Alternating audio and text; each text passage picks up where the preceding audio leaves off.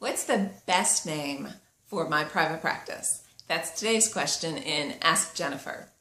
Hey there, I am Jennifer Sneeden, founder of Thriving Therapy Practice, and you have found Ask Jennifer. This is where I give you my no-fluff answers to your most pressing practice-building questions. And today's question comes to us from Christine Harris, and Christine writes, What is the best name for my practice that will help with my marketing plan? Do I need to develop a catchy name?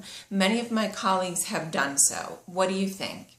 So, Christine, I get this question a lot, so I could not wait to answer this when you submitted it. Thank you.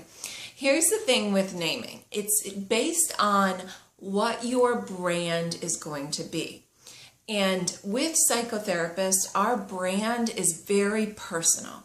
People are not saying, go call ABC Insight Therapy. They are saying, go call Christine Harris. She really helped me. She made such a difference when I was struggling, and you really have to call her. So they're not thinking of you as a business. They're thinking about that deep personal relationship that they have with you. That is that personal brand.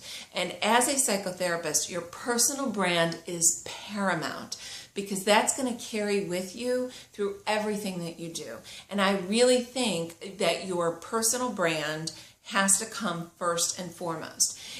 So who are you? What do you stand for? How do you serve clients? One of the reasons I really love having your practice named your name is that you can make that personal branding so easy.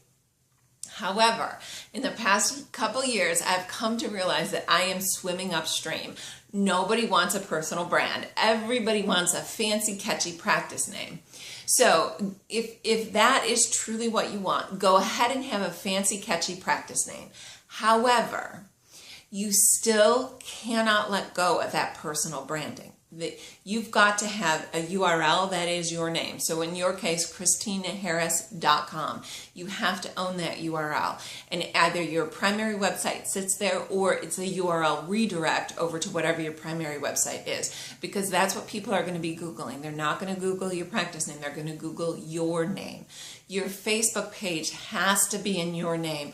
Once again, people are not going to be Googling, Insight Therapeutic Services. They're going to be Googling Christine Harris. And so you've got to have your Facebook page in that name. Your YouTube channel, your Twitter, whatever other social media you have, it's got to all be in your personal name under that personal brand. That's why I think it's important to keep it all consistent, to have your practice named after you. I don't think your clients really care that much what your practice name is. My guess is, Christine, if you were to go back and just poll your clients, they probably wouldn't even know what your practice name was. They know you. You're the person that they're so excited about. This is why building that personal brand is so important. And then when you have that personal brand, you can take it anywhere. You can take it to online services. You can start leading retreats. You can write a book, because you've got that branding. That's first and foremost that you need to do. Now, the caveat to this is for group practices, right? And I happen to know Christine, and it is not, her practice is not a group practice, but for those of you that are in group practice, this gets a little bit trickier. What you still have to maintain your personal brand. Hopefully you got that by now. No matter what, as a therapist, you must maintain your personal branding. However, what group practice has to do is bring those personal brands under the umbrella of the group brand. So there's two levels of branding that happen. When you are in a group practice, you've got your personal brand, and then they all kind of have to feed into what is the branding of the practice. So it gets a little bit more complex that way. The name of your practice, to me, is really not all that relevant if you're a sole practitioner. If it's just you, it's not such a big deal. Your branding online is all in your name, because that's what people are searching for. And if you are unsure about this, go do a little bit of online research.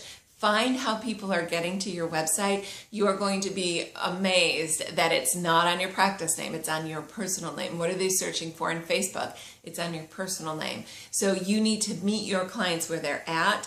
So if you feel really driven to get a catchy, fancy practice name, that's great. but do not let go of branding on your name, because that's how people are going to be finding you. Thank you for this question, Christine. For all of you, I know it's a struggle because I know we all feel like we've got to have these really cool names out there, but your name is what everybody knows, and that's where you spend your time in branding and in marketing. So if you've got a question for Ask Jennifer, feel free to click the link that I've provided you, and you can submit it, and I will consider you for a future episode.